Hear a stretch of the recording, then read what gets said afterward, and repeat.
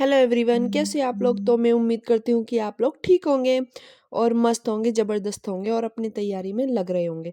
तो आपने बहुत सारे क्वेश्चन पूछे थे मुझसे, तो मैं उनका आज आंसर करने की कोशिश कर रही हूँ।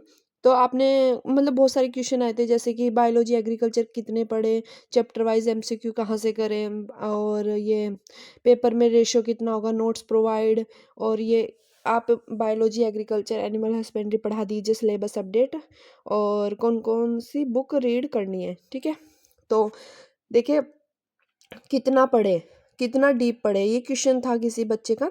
तो देखिए बायोलॉजी एग्रीकल्चर आपको मतलब कंसेप्ट क्लियर करना है। ठीक है, कितना डीप पढ़े मतलब एनसीईआरटी तो पढ़ ही लेनी है, और एग्रीकल्चर के लिए मैंने नेमराज सुंडा बुक बता रखी है आपको, और एग्रीकल्चर के लिए मैंने चैनल भी बनाया था चंडीगढ़ के नाम से। ठीक है, मैंने आपको बोला था उसमें आपको क्या करना है, आपको सिलेबस निकलवाना है एग्रीकल्चर का, मतलब पूरा सिलेबस बायोलॉजी एग्रीकल्चर, केमिस्ट्री नहीं है फिलहाल के लिए तो उसका रहने दीजिए। तो बायोलॉजी एग्रीकल्चर और एनिमल हस्बेंड्री, इन तीनों सब्जेक्ट का सिलेबस निकाल लीजिए। फिर एग्रीकल्चर में टॉपिक वाइज पढ़िए, और आपको मैं उसका मतलब मैं तरीका भी बता दूंगी आपको कैसे पढ़ना है। जैसे टॉपिक वाइज पढ़ना है आपको, और वो टॉपिक के नोट्स बना लेने। अभी आपके पास जैसे टाइम है ना, तो आप नोट्स बना लीजिए, और जो टॉपिक आपने पढ़ा है उस पर टिक लगा दीजिए सिलेबस की पीडीएफ में ही निकलवा के पेपर में। वो सिलेबस आपके फ़ोन में नहीं होना चाहिए, वो सिलेबस आपके हाथ में होना चाहिए पेपर शीट पर। ठीक है, तो उसमें क्या है, उसमें मतलब एक माइंड सेट होता है कि आज हमें ये टॉपिक कंप्लीट करना है। तो आप वो टॉपिक एग्रीकल्चर का जो भी टॉपिक पढ़ोगे, टॉपिक वाइज पढ़ो, जितने भी वीडियो होंगे उसके नोट्स बनाओ, फिर उसको मतलब रीड करो। जब आप एक बार मतलब वहाँ से पढ़ लोगे, फिर नोट्स बनाओगे, उसको पढ़ोगे, और फिर नेमराज सुंडा पढ़ोगे, तब आपको समझ आएगा कितना कैसे पढ़ना है।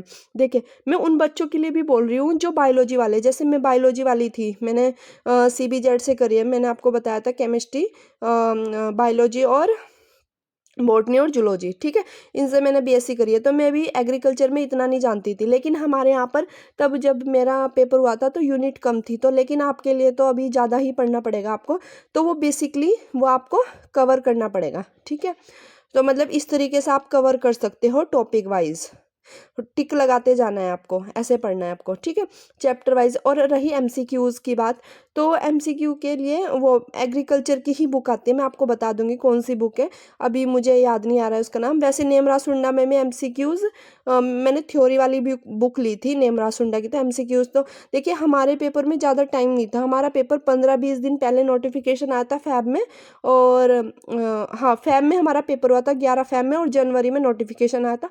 हमारा 20-21-22 दिन का ही टाइम था, ज़्यादा टाइम नहीं था हमारे पेपर में। तो मैं MCQs तो लगा नहीं पाई थी, और क्योंकि मैंने पहले से NCERT पढ़ रखी थी, तो मतलब तैयारी वो अच्छे से रीड करनी है बायोलॉजी के लिए। ठीक है, पेपर रेशो देखिए, हाँ इसका पेपर रेशो क्या होगा, इसका जैसे कि आपका एग्रीकल्चर थोड़ा उससे कम, और एनिमल हस्बेंड्री कम अभी के लिए। ठीक है, एग्रीकल्चर वैसे आपका ऐड भी हो सकता है, इसमें कुछ चांसेस है, क्योंकि केमिस्ट्री हटी है तो कोई तो सिलेबस ऐड होगा। तो बायोलॉजी तो एज इट इव रहेगी, 11th-12th की NCERT, बायोलॉजी उतनी रहेगी, और रेशो होगा जैसे 50 बायोलॉजी है, 30 आपका एग्रीकल्चर है, 20 एनिमल हस्बेंड्री, इस तरीके से होगी। नोट्स ठीक है, मैं जैसे जैसे वीडियो बनाऊंगी टॉपिक वाइज तो नोट्स प्रोवाइड करा दूंगी। और एक किसी बच्चे ने सिलेबस की PDF भी मांगी थी, तो PDF मैंने टेलीग्राम पर डाल रखी है, उसे मैं फिर से फॉरवर्ड कर दूंगी, टेलीग्राम पर सिलेबस की PDF है। ठीक है, इसके और ये वीडियो बोल रहे थे कि बायोलॉजी एनिमल हस्बेंड्री एग्रीकल्चर पढ़ाई, तो मैं पढ़ाऊंगी, शुरुआत करती कोशिश करती हूँ।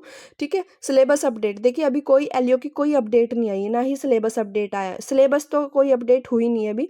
जैसे ही कुछ अपडेट होता है तो मैं आपको बताऊंगी जरूर। और 11th-12th के लिए NCERT बायोलॉजी ही पढ़नी है, मैं मतलब शुरू दिन से जब से वीडियो बना रही हूँ तब से यही बोल रही हूँ कि बायोलॉजी NCERT ही पढ़नी है, NCERT ही पढ़नी है।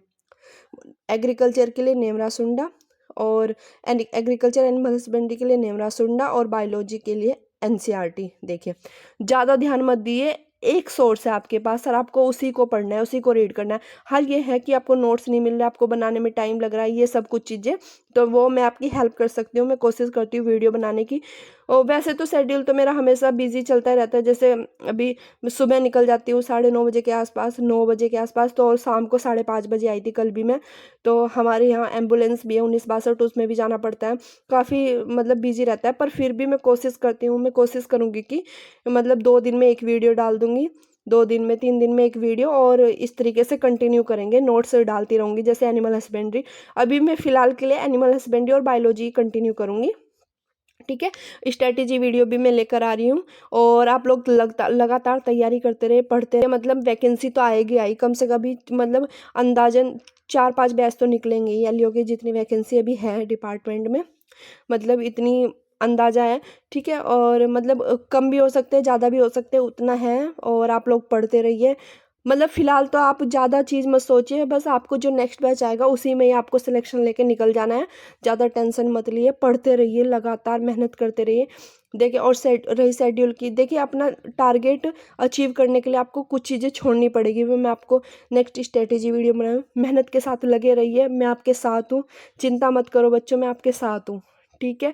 और मुझे यूट्यूब पर जो भी आपकी क्वेरी है, मैंने अब आज काफ़ी सारे आंसर करे हैं, काफ़ी सारे बच्चे परेशान हुए तो मैंने आंसर करे हैं, टेलीग्राम पर भी कुछ 1-2 आंसर करे हैं। मतलब कोशिश करती हूँ, टाइम लगता है क्योंकि आज आज गवर्नमेंट हॉलीडे था तो मैं घर पे थी, तो इसलिए काफ़ी सारे आंसर कर पाई हूँ, और इसलिए वीडियो भी अपलोड कर पा रही हूँ। और थैंक यू सो मच, और आप मुझे फॉलो करते रहिए टेलीग्राम पर भी, यूट्यूब पर। थैंक यू सो मच, मिलते हैं नेक्स्ट वीडियो में।